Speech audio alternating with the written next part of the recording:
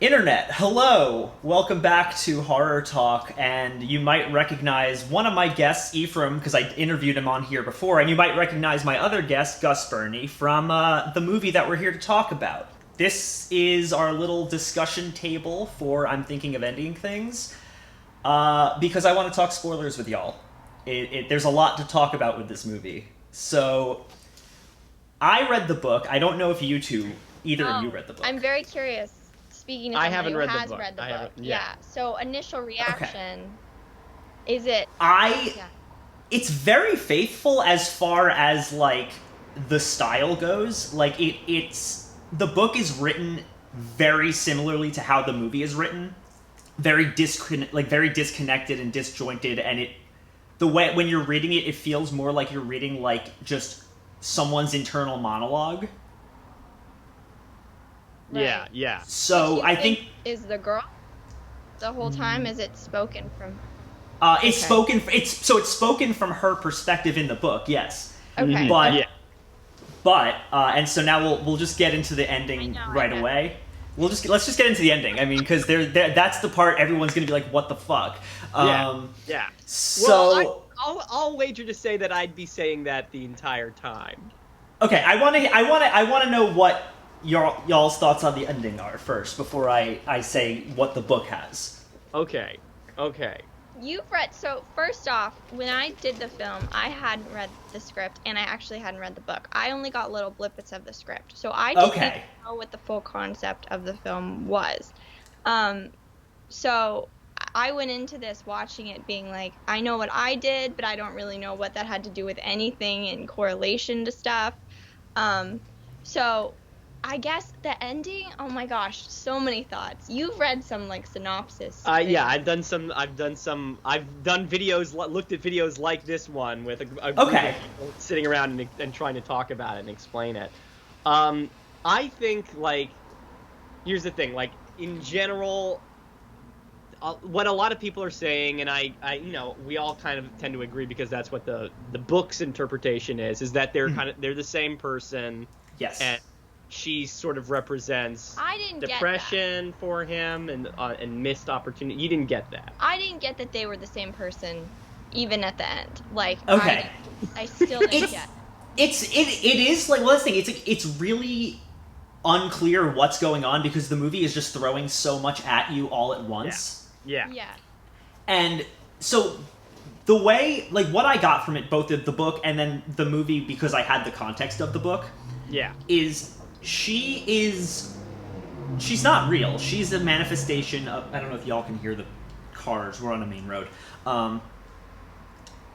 She is a, like, manifestation of his subconscious because he's thinking about killing himself. Yeah. That's the constant repeating of I'm thinking of ending things. Right. It's like his internal monologue just kind of like blipping in with that, like, I'm gonna kill myself. But yeah, she's like just regret, right? She's like regret because I mean she's just some girl who he saw at a bar one night 30-something years ago and wanted to talk to and didn't, and then he's just kind of inserting this idealized version of a person into different points in his life, and we're seeing it from her perspective, which is fascinating. That's one of the things that I wanted to ask, and like I know you had noticed it too, where like because her job keeps changing in the movie, and what she studies changes, and what she's passionate about, it always feels like she's just like this better version of him in every way. Yes. Yeah. He's projecting all the things he wanted to do onto her. Yeah. Okay. Yeah. Yes. So are we saying that the janitor is present day? Are we saying that? Janitor is present day Jake. Okay, and so he's looking back on, this is the day he's decided he wants to kill himself, and he's looking back on all of these time. Okay. Right. I'm getting there. And that's why, like, well, the one thing I like knowing that ahead of time because I read the book, what I think is really interesting is like the first time we see you in the movie is in like reference to like joking around making fun of the janitor. You do your little Yeah. Oompa Loompa walk. Yeah. Sort of. So he's now like projecting you into like the Dairy Queen whatever like scene. Yes. Because he's like, these girls are mean to me. And so it's like you're seeing it as past Jake, but it's present Jake putting some girl into his narrative, which is super wild. I don't know. I love that. Yeah, I wanted to ask, in the book, are those girls also, is the scene with the young girl in the dairy and oh my gosh, what's it called now? It's Tulsi Town. In Tulsi Town, the girl That's with the, it, yeah. Is that scene in the book? I think so. I don't remember the details of it, but I mean there is a scene when they go to the whatever the Tulsi Town in the book. They don't right. Make up. They right. Make... But I don't remember the full details of it because the book is also like written so strangely that all these events just seem like little blips. Right. And like that's why I think the movie captured it really well, where like all these weird things are happening and she's really not reacting to them at all.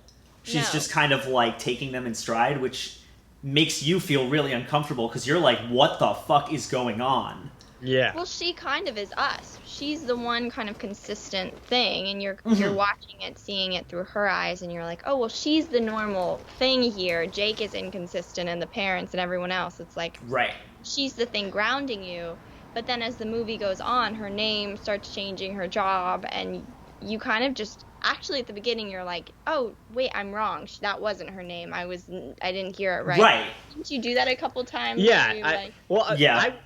I made a joke where, and Gus, you said the same thing too, where like she calls him Jake like so many times, like she calls out for him so many times in this movie, and it was the strangest thing where she goes into the basement and I totally forgot what his name was. Like, I was like, what's that guy who she's dating? Well, it was because of the painting. Because she goes and she looks at the Ralph, whatever his name is, paintings, and we're like, was his name Ralph? But no, that's like that's a real guy. Right. Yeah, but no, like, that's what I think is super interesting about it, is that, like, the movie plays it out and you slowly realize that Jake is the only consistent thing in the narrative. Yes. That he's the... him. Yeah. Right, exactly. And I love how it, like, I don't know, I really love how the movie is structured out because I think it completely captures that unreliable narrator aspect of the book. Yeah. Right. I don't know. I'm, like, really curious, though, like, were you given any context for any of this when they were filming? Not really. To be honest, it's interesting. I watched an interview with Charlie Kaufman and some of the cast, and he said that the Terrytown scene that we filmed was actually the worst day of filming for them. And it was, I mean, I only worked like 3 or 4 days on the film anyway, but that was my first day shooting, and it was a night shoot, and it was storming, and or not storming, it was freezing out, but they had to do all this fake snow and a snow machine, and because it was so cold and damp, the snow kept melting, and then there was these mud piles, and it wasn't working out. And I remember thinking, oh, something's not right here, because people were storming around. No one was really being specific of what was happening. There was all this time between setups. And everyone was so sweet that worked on the film, but I remember thinking something's people are stressed. I'm aware of that people are stressed. But yeah, I wasn't really given that much context except to, I got there and I actually originally, for that scene, was going to have old age makeup on. And they had shot a scene, part of it with me having the old age makeup on that's at the end of the movie. But then he was like, no, that's going to be, and to me, to this day, I'm like, well, that doesn't even really make sense either. Why? Okay, also your thoughts on the end, with everyone wearing the old age makeup and the audience clapping, him giving the speech. What do you think? What is that? Because that's different from the book. That is different from the book, yeah. The whole song and dance and weird epilogue with the pig, that's very different from the book. too. Nobody's saying anything about how I was in the movie, which I was the pig. Oh, you were the pig. Okay, I got you. You were the cartoon pig. Yes. Excellent. Oh my god. Yeah, so like it's a weird choice. The way he structured the ending, I was like, I wouldn't have done it that way, but at the same time, I guess it makes sense given the rest of his vision with it, because there were certain things that he took out from the book, and there were certain things that he added. But I think that the whole idea of that scene is that like he at that point is like either dying or dead, and that's like him seeing like what he could have been, and if he had stuck with like, you know, his poetry or his physics or whatever, and he's like seeing all these people who like the people I guess who are like in his life, like the cats are wrestling, it's distracting me. Yeah, like I guess he's like seeing all these people like in his life, like recognizing him and being proud of him, instead of like just kind of like not even acknowledging that like he's dead. Like that, I think that's also part of the significance with like he dies, and then the last shot of the movie, like with the credits, is just like his car covered in snow, and like no one seems to care. Because he's in the, like, it dawned on me, he's still in the car. Yeah, it took me a bit to realize. I was like, oh, that's how he killed himself. Wait, so he froze? He to like death, just or sits, he spends how the did night he in the die? car. I guess he just kind of gave He's up. self-induced hypothermia. Yeah. Yeah. So he just kind of freezes in there.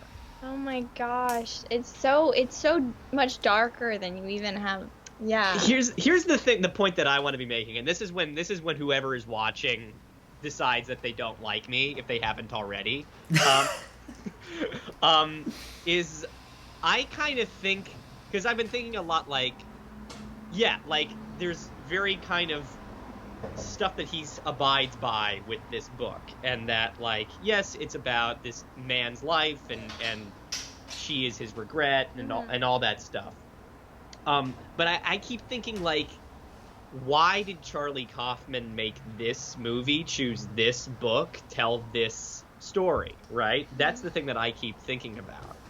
And of course, like, it so appeals to him. It's all the absolutely stuff that he loves, with these, you know, playing through time and, you know, this weird kind of structure of film. But it's not just a horror movie. It, like, my kind of hypothesis here is that this is like a horror Charlie Kaufman movie. And and not just because he made it, but because it's everything in it is like the scary version of of the things that he loves, where he explores kind of like, I mean, one of the things time and relationships and I haven't seen Schenectady, which I should, but I've seen Anomalisa and I've seen Sunshine, Spot Mine. Yeah. And one of the things that I say a lot about is that he loves kind of exploring these men that are totally crushed by the mediocrity and common day life that they live. Yeah. And they find they find these like manic depressive women to save them. And manic depressive pixie dream girls. Manic depressive pixie dream girl, exactly. And there's something about this, because the last one that he made, right? I was doing my little research on this. The last movie that he made was Anomalisa, which was in 2015, which was before any of this kind of new movement on how we talk about women in film and how, like, because that's sort of, you know, he probably was writing that in maybe 2013 because it, you know, it takes so long to animate stop motion. Right. And so I feel like this is a kind of a response to that, in that, like, yes, he's made this character, he's picked this story about this guy, and he desperately wants this idealized woman to be his kind of saving grace. Right. And be this version of him. And she ends up being the thing that kind of kills him in the end. Yeah. And I think that's a really kind of, I feel like it's almost him kind of commenting on himself a little bit. No, I 100% agree. I think that, like, she is, like, the one tether to this fantasy he's created. Yeah. And that's why, like, when his resolve starts breaking, like, she even starts breaking, where she's just like, yeah, I didn't even fucking know him. Like, yeah. and that's kind of him snapping back to reality, and at the same time, like, just totally being like, yeah, I'm just gonna kill myself at this point. Like, I'm done. Yeah. Right. Which, it's really sad, but... It is really sad. It's like, it's not as sad as, like, because I read in the I spoiled it for myself, and I read the like last part of the book, and, like, he, like, stabs himself in the neck with a coat hanger in the book. Yeah, he sure does in the book. Yeah. oh my gosh. Not to spoil it for everybody. Well, wow. And in the school, in the car, where's the coat In the hanger? school, yeah. So is all the Oklahoma stuff in the book? I guess so. No. I think so. I don't. I think there's at least references to it. To a music. Yeah, to the, like, no, I think to Oklahoma specifically, but I don't remember. Because that's Again, also something I think it's very interesting how that musical plays such a weird underlying theme of the movie. And yeah, in the interview I watched with Charlie Kaufman, he says that oh my gosh, what is the name? In Oklahoma, there's that big dance sequence. The Dream Ballet. The Dream Ballet. Yeah. And he was saying how that part of Oklahoma always freaked him out, actually, and kind of gave him the creeps, and he didn't really understand its purpose in the movie or something. I'm probably paraphrasing what he said. But how he so desperately wanted to add that into one of his films. And so he puts this big sequence in there that I thought was very effective, but also I don't know. I don't know what my thoughts on it at the end were, like what it actually. But I know it wasn't in the book. That kind of no, that was definitely not in the book. Thing. But, like, that's kind of why I appreciated it for the movie. I kind of appreciated it in the movie, because, like, the rest of it, like Ephraim was saying, is so unabashedly Charlie Kaufman. Yeah. That it only made sense to, like, end it in this weird, like, meta commentary ballet. Yeah. And I was like, oh, yeah, okay, sure, why not? Like... Right. That ballet, this is, like, beautiful. Well, yes, but it's also this historical significance of it. This is when my one semester of acting school pays off. is that the Dream Ballet is kind of historically regarded as the first time that an American musical used dance to further the story, as opposed to it just being kind of a cabaret act, where it's really that's why that So that they put that ballet in there. I forget what even. I think it is like they kill each other or something. I think that somebody does kill themselves or each other in the Dream Ballet. You're gonna say in Oklahoma. I was like, huh? Well, someone kills somebody in Oklahoma at the end. I know nothing about Oklahoma as a play. As a big musical theater fan, I know nothing about Oklahoma. I don't either. No, I always thought it was like it's the first touristy musical, but then they do have someone that gets stabbed at the end. Oh wow. But what I'm thinking of ending things. What do you? Well, no. What I was gonna say, one thing we didn't talk about was I thought Toni Collette, the whole part with the parents. That was my favorite part of the film while they're there, which is maybe, I don't know, half of it.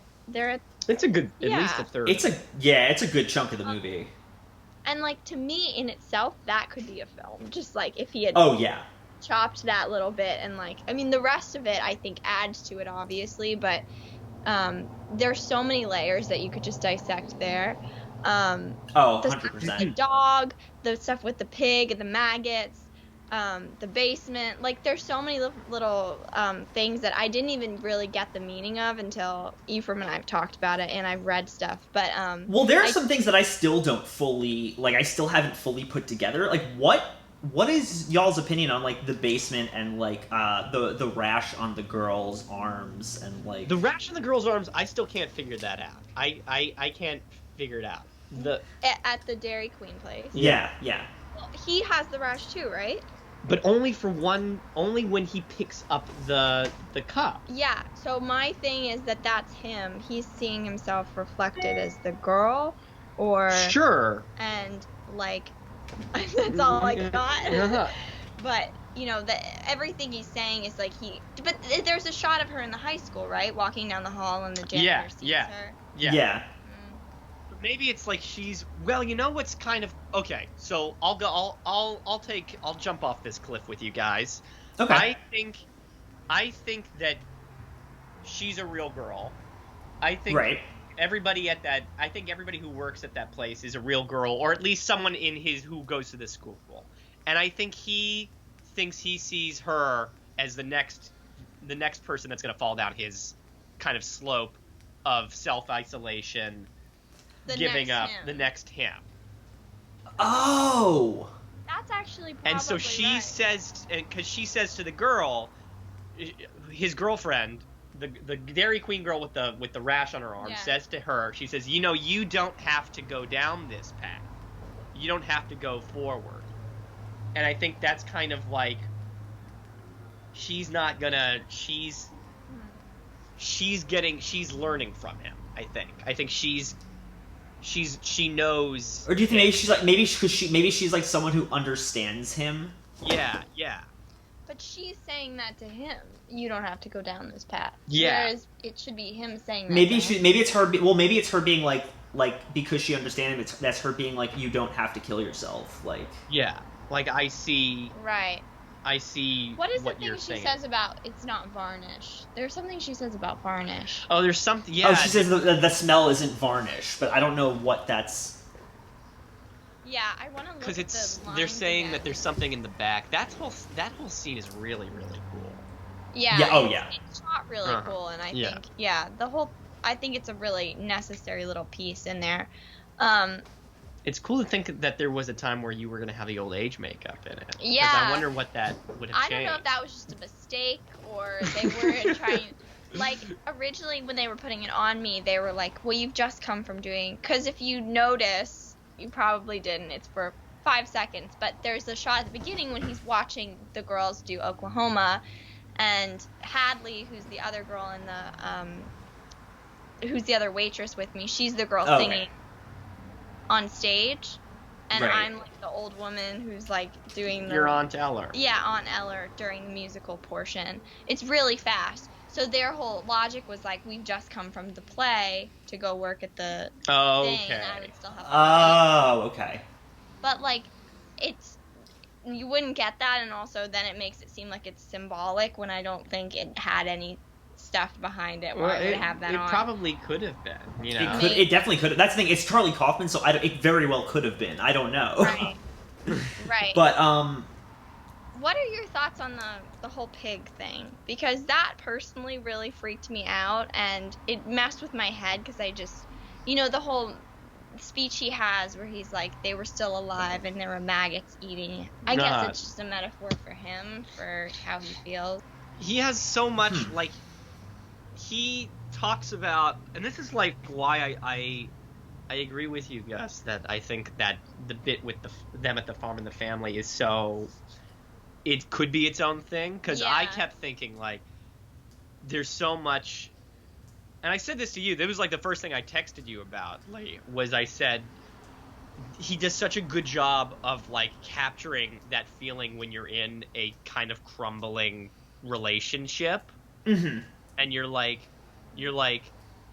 oh, I need to be saying something, but I cannot think of what to say. Right. And I thought that was a really, like, that's what's I really appreciate about that. So like the fact with that they're still alive and he's just they got the maggots on them. I think he is kind of like saying that's just kind of like he's dead. He's like a dead man walking kind of thing. Yeah, like hollowed out. Yeah. That actually that makes a lot of sense. I think I might agree with that. So then, what are y'all's thoughts on like the basement? The basement. Okay, so I saw somebody say that the basement is like his subconscious, and I don't know if I necessarily agree with that. Um, it feels like such a cop out. It feels like just like something that we say. Um, but Right. I think maybe there's something to it being like, because I didn't realize this until I looked it up. Like she's got the laundry machine, right? Yeah, I didn't realize Yeah. that. And in the laundry machine is the janitor's uniform. Right. Yeah, I didn't get that either. Yeah. Also, like the scratches on the door to the basement. Yeah, that's what was throwing me off. I was like, what is that? What's the deal with that? Yeah. It could be okay. So if we look at it like this, where it's, I'm gonna sound super pretentious and I don't know what I'm talking about, so nobody take me seriously here. But like if you look at it like he's shut this part of himself out because it's too painful to acknowledge that he's not the painter that he wants to be. He's not the poet or the thinker that he wants to be. And instead, all he's got are these uniforms stuck in a laundry machine downstairs. He's bolted that thing up, right? He's bolted the truth downstairs, like all. But then what's with the claw marks? Is that like reality fighting to get in? I think the claw marks are from everybody trying to get to know him. Oh wow. Okay. The claw marks are probably like anytime he's had some kind of interaction or something like that with another person, and they reach this wall. There's so many people like that just have these. They have to block themselves off, and you can't get any deeper than that, Yeah. And I think those claw marks might be because they're not the dog. They're too high. They're not. They're way too high up to be the dog. That's really and he so badly doesn't want her to go down there. So, but I also think it's weird that she finds the book of poems in his bedroom. She doesn't find them downstairs in the basement. Right. She finds the paintings downstairs, and the paintings aren't the paintings. Okay, there's a lot of things that. So the paintings are paintings of another guy's painting. Yes. Yeah. Yes. Okay, so he's just done like replicas or whatever. He's done replicas. Yeah. So I feel like the book should have been in the basement. Does that make any sense? It does make. Why was there a scene in the bedroom? What was why did that need to happen? And then with the father you know what? coming I in, don't understand that either. I'm not going to I feel even like that pretend would to be understand downstairs. that. Yeah. So I think it has something to do with how. I feel like different parts of the house and are like representative of different time periods in his life. Sure. Right. So like when she's upstairs in his bedroom and the poetry's up there, that's probably like around earlier in his life, and then by the point when like he's like painting, he's already at this point when he's like a janitor and he's just like. Yeah. Right. Yeah. Maybe I don't know. In the book, no, I think it makes. I think that kind of makes sense. Because he says, I can't remember what the poem. I know the poem's just like depressing in general, but I can't remember what it actually. Something about it's like something about lonely something. Yeah. So it makes sense. Well, I think it would make sense if it was in the basement. I also kind of understand that it's like this is something that he thinks is his life. It's something that he feels like is so true to him. That I think that is kind of like maybe there is something to it being in his childhood bedroom, and that he was born into this circumstances, into this life where there was no, there was never going to be any alternative for him. Right. Yeah, it could be that. I just like that the dad has the Band-Aid on different parts of his head at different times in the. Well, that's what I love, is that I love how the continuity is so, like, wonky. that like it's shot to shot. And yeah. Even when they're the same thing, like they'll be like this and then this, like it doesn't match at all. Can we just give? I don't know who. First of all, I want to know who manufactured that Band-Aid, because that thing was so thin. Yeah. On his, you could see the wrinkles in his forehead through it. Really? I was like, this is. It was honestly a little distracting. I was like, that is so unbelievably glued to his skin. I don't know how it was. It was crazy. Whoever did that, I am like, because I thought it might have been painted on. I was like, that it's so, it's so on there. I was fascinated by. I was just utterly fascinated by this guy's Band-Aid. Yeah, that is wild. I did not notice that. I can't say I did. But I'm glad that you have, some semblance of, of focus. No, I don't. That's the problem. But yeah, that. I definitely like that interpretation a lot. Yeah. And I don't know. All in all, I just really impressed with the whole thing. Like, that might be one of the best movies I've seen this year. It's really something special. What I love is a movie, obviously, and these are Charlie Kaufman's movies, that you can have these discussions afterwards about. Oh, yeah, same. Yeah. There are so many little pieces in there that maybe he didn't even realize he was putting in when he was doing it. I mean, right. And that I love that. And I don't know, would you classify this as maybe one of his scariest movies he's done, or more? I don't know.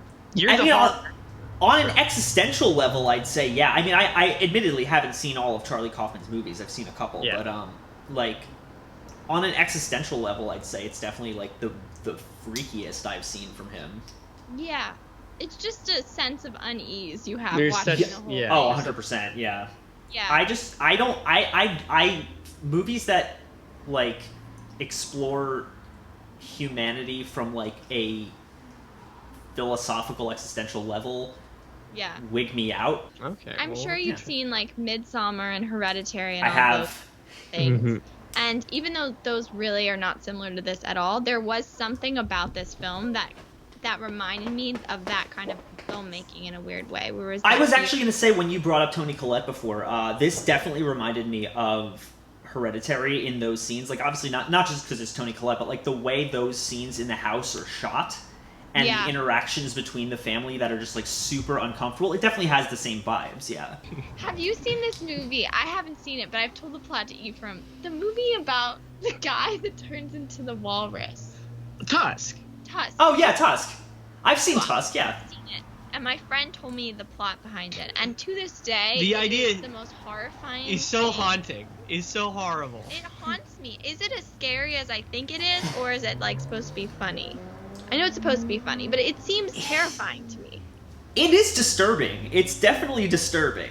Like from like a perspective of like watching it unfold in front of you, that it's like, oh, this is I don't like this. It makes me uncomfortable.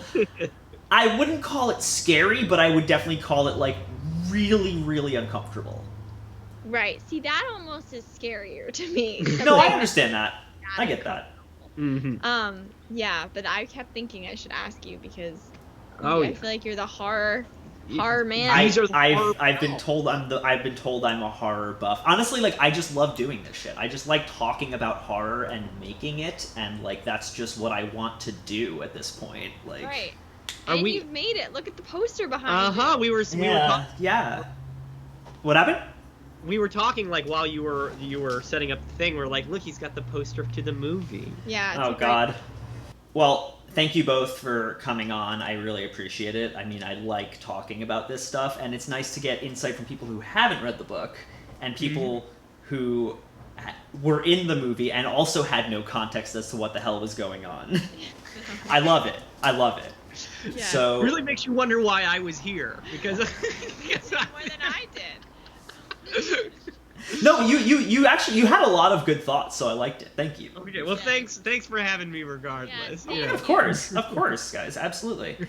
And as always, guys, you know the deal. Like, comment, subscribe. Patreon link down below. Be like all these cool people. Subscribe to our Patreon, and also give Ephraim's YouTube channel a little click. It's called Bellhop Productions. Yeah. You'll see some of Gus on there. You'll see some of me. We haven't put anything on there in months, but it's kind of difficult to right now. We'll but appreciate I mean, a follow. Yeah, give them a subscribe. Yeah. They make really funny content. It's really good. As always, once again, I appreciate y'all. I love you. Thank you. Goodbye.